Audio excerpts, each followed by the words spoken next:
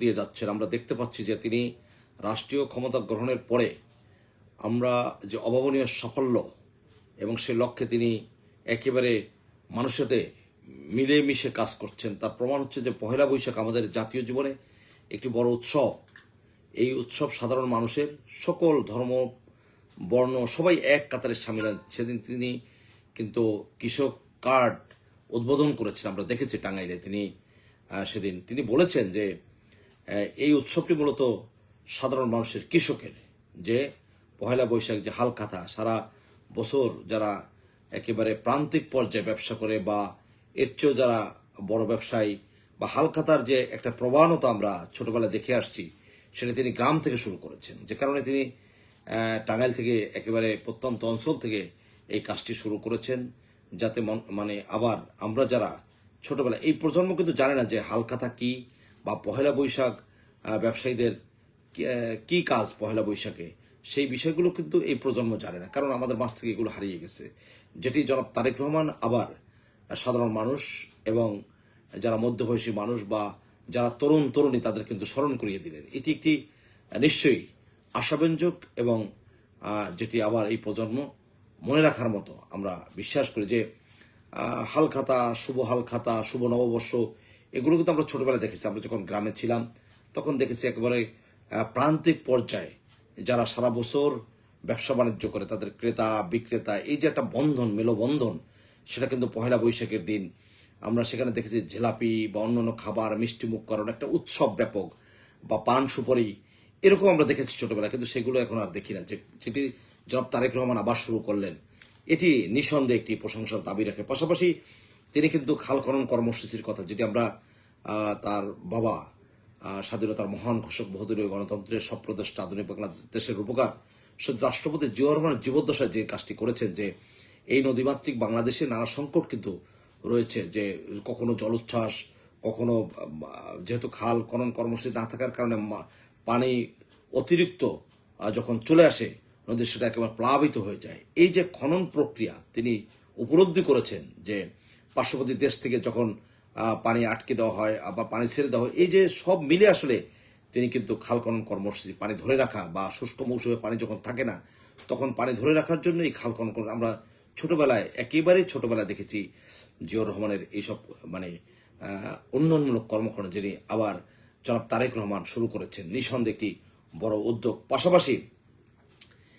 আমরা কখনো ইমাম, সানি ইমাম বা খতিব বা মুয়াজ্জিনদের কখনো ভাতা বা সম্মানী দেওয়ার প্রবণতা আমরা দেখিনি। আমরা যারা কোনো কমিটিতে রয়েছি, মাদ্রাসা বা মসজিদ, সেখানে আমাদের নিজস্ব উদ্যোগে কিন্তু তাদের বেতনের ব্যবস্থা করা হয়, কিন্তু সরকারি প্রথম এই কাজটি করেছেন। এটি একটি মহতি উদ্যোগ এবং প্রশংসার দাবি রাখে। জনকল্যাণমূলক যে কর্মকাণ্ডগুলো রয়েছে সেদিকে কিন্তু ধাবিত হচ্ছেন আমাদের মাননীয় প্রধানমন্ত্রী, যিনি এই প্রজন্মের সবচেয়ে জননন্দিত জননেতা, তারুণ্যের অহংকার আমরা বলি, যিনি একেবারে কৃষকের দোরগোড়ায়, এর আগেও যখন তিনি সরকারে ছিলেন না, দলের কর্মকাণ্ডে তিনি সক্রিয় অংশগ্রহণ করেছেন, তখন আমরা দেখেছি যে কৃষকের দোরগোড়ায় কিন্তু তিনি গিয়েছেন, এগুলো আমরা দেখেছি। কিন্তু এখন সরকারে এসে তিনি আসলে সাধারণ মানুষের মতোই, সাধারণ মানুষের দোরগোড়ায় তিনি পৌঁছে যাচ্ছেন। যিনি তিনি দেশে আসার পরে যেভাবে লক্ষ জনতার মাঝে তিনি নিজেকে বিলিয়ে দিয়েছেন, সেটা আমরা দেখেছি, সেটাই কিন্তু অব্যাহত রয়েছে। যে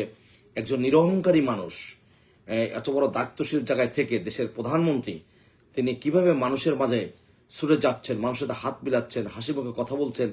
নিঃসন্দেহে আমরা মালয়েশিয়ার প্রধানমন্ত্রী, আমি তাকে দেখেছি, মাহাতির মোহাম্মদকে, তিনি যখন প্রধানমন্ত্রী ছিলেন তখন সাধারণ মানুষের কাতারে কিভাবে নিজেকে বিলিয়ে দেন, সেটি আমরা কিন্তু জনাব তারেক রহমানের মাঝে আমরা দেখতে পাচ্ছি। যে এই প্রজন্মের একজন মাহাতির জনাব তারেক রহমান আমাদের দেখা। আমরা চাই যে তিনি এভাবে সকলের সাথে, সকলকে নিয়ে একটি গণতান্ত্রিক রাষ্ট্র কাঠামো বিনির্মাণের জন্য তিনি যে ত্যাগ স্বীকার করেছেন, তার মা এবং তার বাবা যে ত্যাগ স্বীকার করেছেন এদেশের জন্য, যে মহান স্বাধীনতা যুদ্ধে তাদের যে অর্জন এবং তার মায়ের অর্জন, পরবর্তীতে তিনি প্রধানমন্ত্রী হওয়ার পরে তিনি বিরোধী দলের নেত্রী এবং তার উপর যে পৈশাচিক নির্যাতন স্বৈর শাসকের, সেটি তিনি কিন্তু উচ্চারণ করছেন না। এই যে তার গুণগত পরিবর্তন, তিনি যে পর নিন্দা করছেন না, পরচর্চা করছেন না, এটা কিন্তু আমাদের জন্য কি শিক্ষণীয় বিষয়। আমরা দেখতে পাচ্ছি। এবং এই মুহূর্তে যে বিরোধী দল রয়েছে জামাত ইসলাম,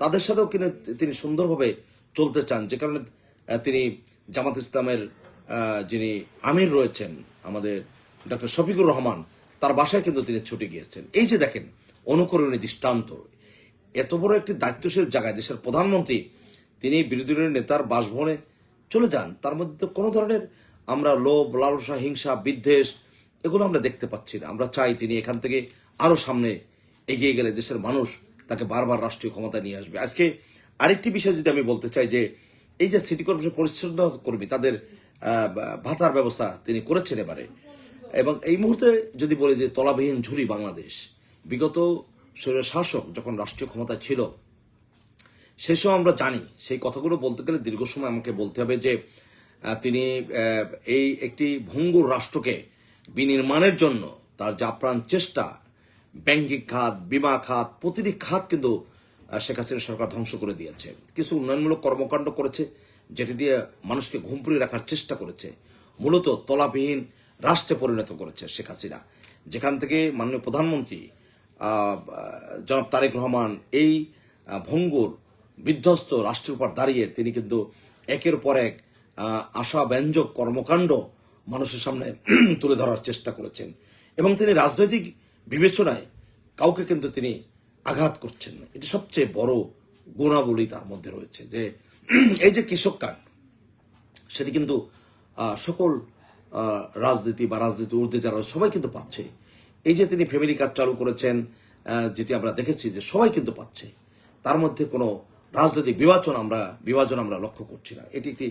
এবং আরেকটি বিষয় যে এই যে 11 দল, তারা কিন্তু এইসব কর্মকাণ্ডে নাখোশ, কারণ জনাব তারেক রহমান জনতার কাতারে পৌঁছে গেছেন, যেটি তারা সহ্য করতে না পারার কারণে এখন 11 দলীয় জোট দু একজন নেতা যেভাবে আস্ফালন দেখায়, আমরা যদি এক্ষেত্রে একজনের নাম বলি এই মুহূর্তে যদি মনে পড়ছে যে জাকপা প্রধান মরহুম শফিউল আলম প্রধানের সন্তান রাশেদ প্রধান, তিনি তার কিন্তু কোনো অস্তিত্ব নেই বাংলাদেশের রাজনীতিতে। তিনি যেভাবে চিৎকার করেন তার বাবার মতো, তার বাবা কয়েকটি মামলায় দণ্ডিত হয়েছিলেন, তিনি কিন্তু অনেকগুলো হত্যা মামলার আসামি ছিলেন আমরা যতটুকু জানি, এবং সেখান থেকে বিএনপি সরকার বা বিএনপি তাকে এই সুযোগটি করে দিয়েছে রাজনীতিতে আসার ক্ষেত্রে, যে কারণে তিনি বেগম জিয়ার প্রতি যথেষ্ট নমনীয় ছিলেন, সহানুভূতিশীল ছিলেন। কিন্তু তার এই ছেলে, তার সন্তান যিনি রাশেদ প্রধান, তিনি যেভাবে বিএনপিকে বা বিএনপির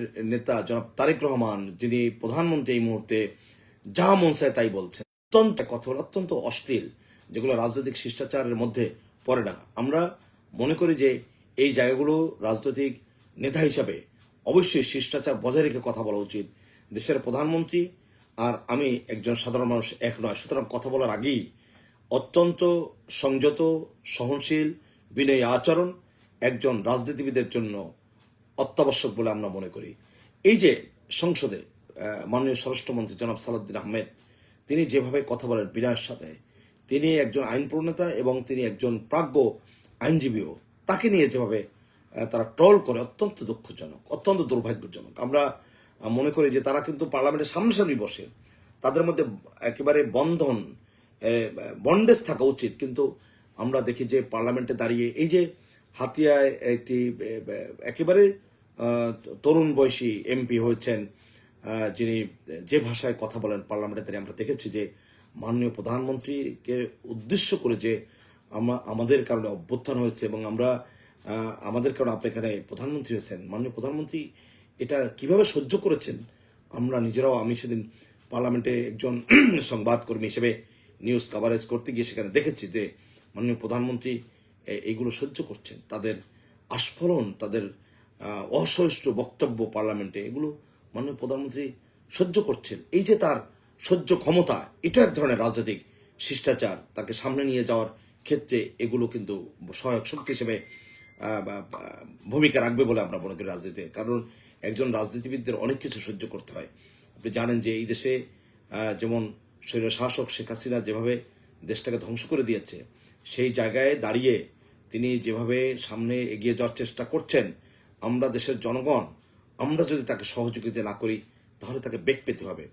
এই জন্য আমরা 11 দলীয় জোট যেসব নেতারা রয়েছেন জামাত ইসলাম বাদে অন্য গুলো রাজনৈতিক দলের খুব অস্তিত্ব আছে বলে আমরা মনে করি না। তো সবাইকে সহনশীল আচরণ করা উচিত, তাহলে হয়তো আমরা এই যে গণতন্ত্র শুরু হয়েছে, গণতান্ত্রিক ধারা, এই গণতান্ত্রিক ধারাকে টেকসই করতে হলে সরকার এবং বিরোধী দলের মধ্যে সহনশীল আচরণ অত্যাবশ্যকীয় বলে আমরা মনে করি। ধন্যবাদ সবাইকে।